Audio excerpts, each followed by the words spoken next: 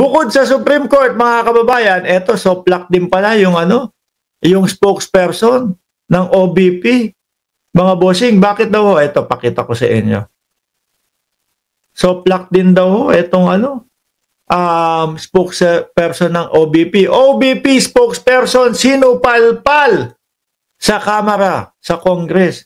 Kasi may sinasabi, makakatipid daw po ng 5 milyon kung sakali na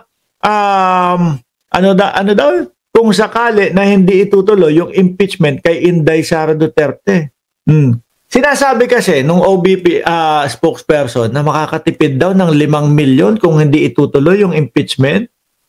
Tingin ko mga kababayan sa nabasa kong ganon, makakatipid ng limpak-limpak na salapi ang Pilipinas kung matutuloy ang impeachment na yan. Unang-una, bakit ho? Madaming mga magnanakaw sa gobyerno ang kakabahan, matatakot. Naku, ito pala ang kahantungan natin. Pagpatuloy tayo na magnanakaw sa gobyerno o sa kaban ng bayan. Diba?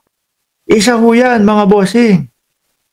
Madami pong magnanakaw sa gobyerno o sa kaban ng bayan ang kakabahan na pag natuloy ho yan at nalitis ng tuluyan ho yan. Pero kapag hindi natuloy ang impeachment, mga boss chief sir, asahan nyo po, mas lalo pong maghihirap ang ating bansa dahil mas lalakas po ang loob ng mga magnanakaw na politiko na magnakaw na lang po. Bakit? Kasi, sasabihin nila, basta may friends ka doon sa mga nakatataas, okay na yan.